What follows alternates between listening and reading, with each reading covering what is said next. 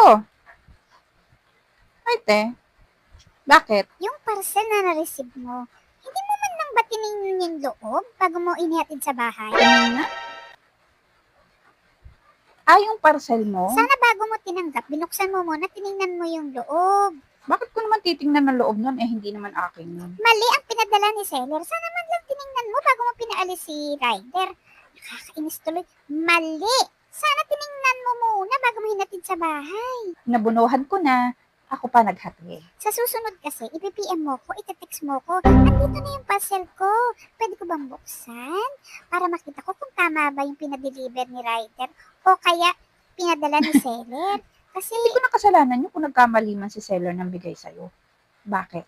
Ako ba yung seller? Eh di doon ka kay seller magreklamo, wag sa akin. ang hirap mo namang utusan. Simpleng bagay, hindi mo magawa. Nakakainis ka naman. Gamitin mo nga yung utak mo. Ayos ka din, no? Hinintay ko na nga yung parcel mo.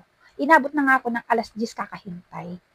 Tapos aawayin mo ko. Porket mali yung pinadala sa'yo ni seller na item. Maarte ka kasi. Pwede ka naman bumili ng face mask sa tindahan o kaya sa palengke.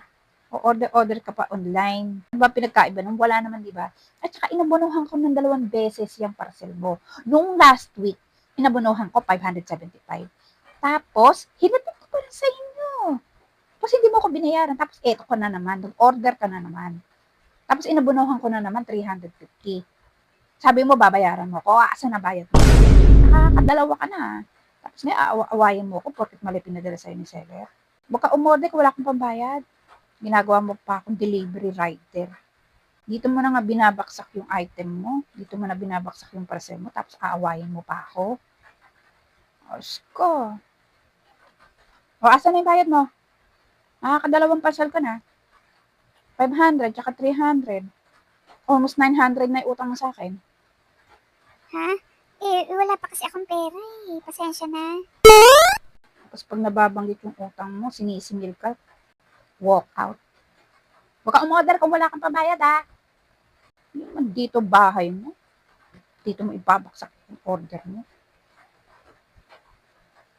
Tapos may tagabayad ka pa. Di wow. Sa awayin ka pa. Wow.